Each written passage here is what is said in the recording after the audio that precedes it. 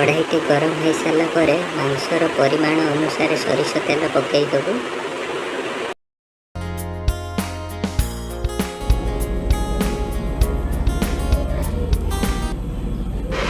तेलटी भल भाव में गरम हो गलानी। बर्तमान आम कटा होता पियाज गुड़िक तेल में पकईदबा।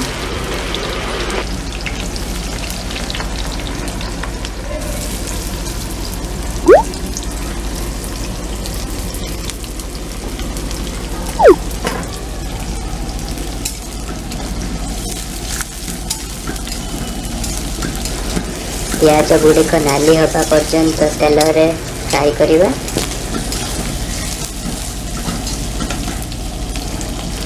वर्तमान आधा चामच लुण टिके पकईदबा जहाँफल पियाज गुड़िक अति शीघ्र फ्राई हो जिवो।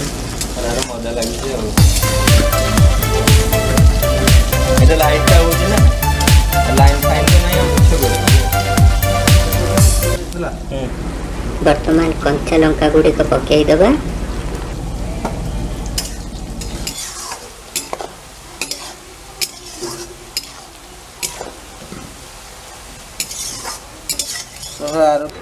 पियाज गुड़िक लाली हो गलानी। वर्तमान आम रसुण पकईदबा।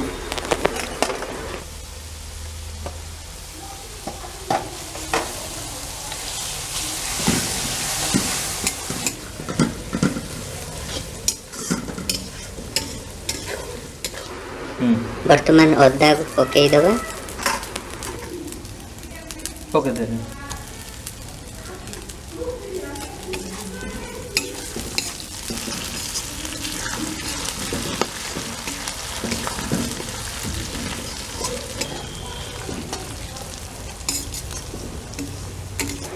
वर्तमान कटा जाइतबा टमाटो गुड़िक पकईदबा।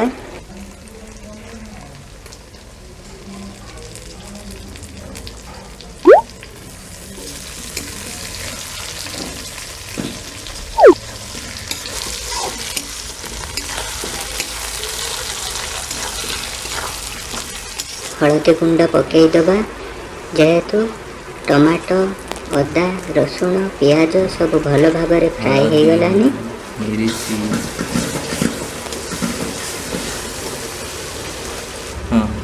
एवं तापर आमे लंका गुंड पकईदबा।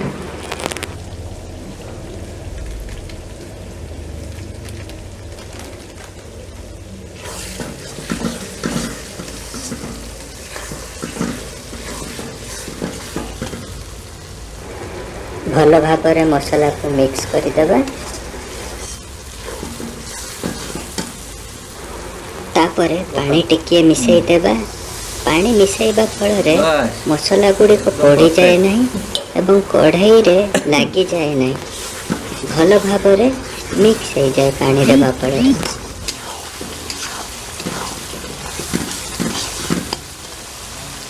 वर्तमान आम मसला गुड़िक आउ गोटे हांडा को बाहर कर देउछु।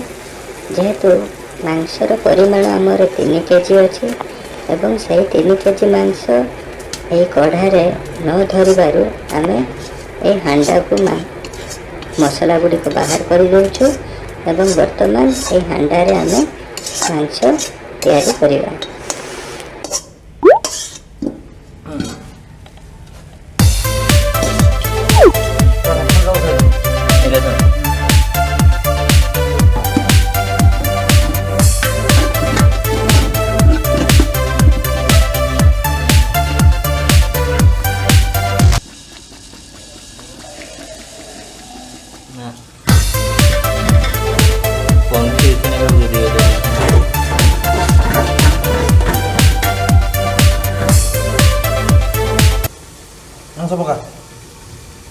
आपण माने देखि पारुथिबे वर्तमान मसला हमर भल भाबरे फ्राई हो जाइछि एवं तापरे आमे मांस गुडी को मसला रे मिसई दबा।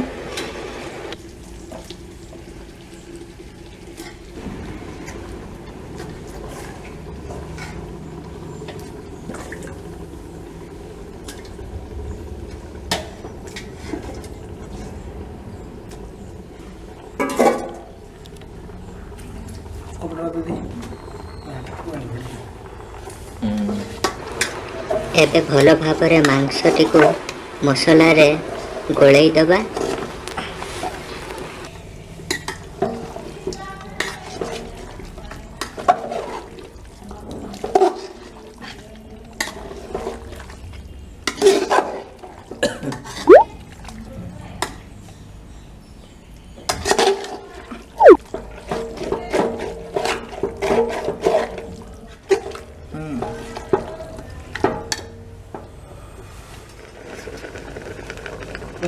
वर्तमान गोटे छोट हांडा रे पानी भर्ती करी ए मांस हांडा ऊपर घोड़ाई दबा। यह घोड़ाइबा मात्रे मांसटी अति शीघ्र सिझी जीवो। 2 ରୁ 3 मिनिट पर ढंका जाइथिबा पात्रटी को बाहर करि दबा। तापर मांसटी को भल भाबरे घांटी देबा जेहेतु मांसटी तळे लागि जाई नथिबो। मांस टिके सिझी गला पर आलू गुडी को पकई दबा।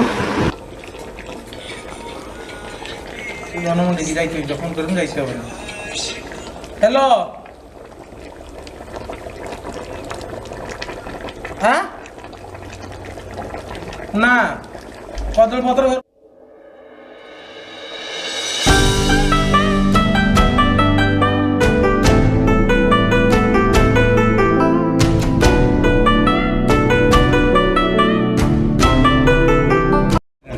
इसमें लिखा है ये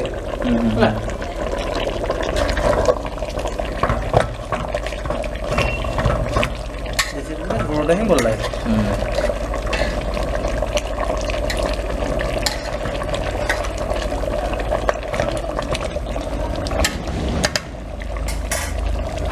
वर्तमान मांसर झोल पाई जेतिकी पानी दरकार सेतिकी आमे पानी देई दबा।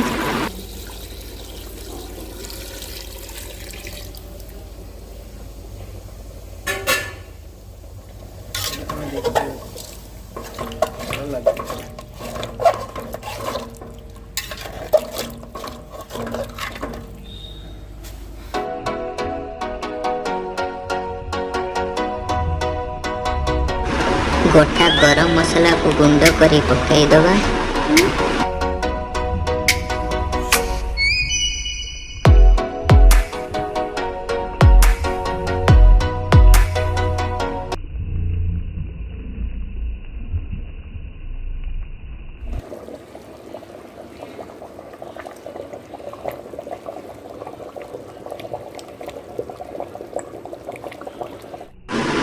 मांस झोल भल भाव फुटी गलानी।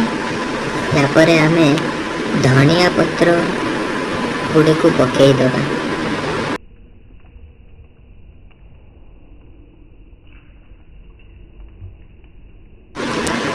आपण माने वर्तमान देखि पारुथिबे देसी कुकुड़ा मांस झोल पूरा रेडी हो गई। वर्तमान या को आमे ओल्हाई दबा।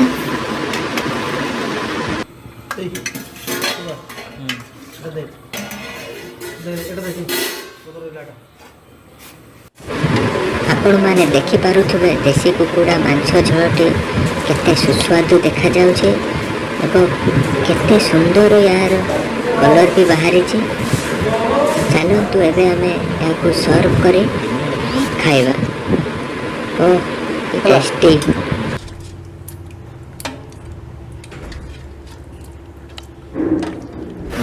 भाई माने देखिकी पाटिरू लाल बहिलानी। आउ देरी न करी चलतु देसी कुकुड़ा दबाई दबा।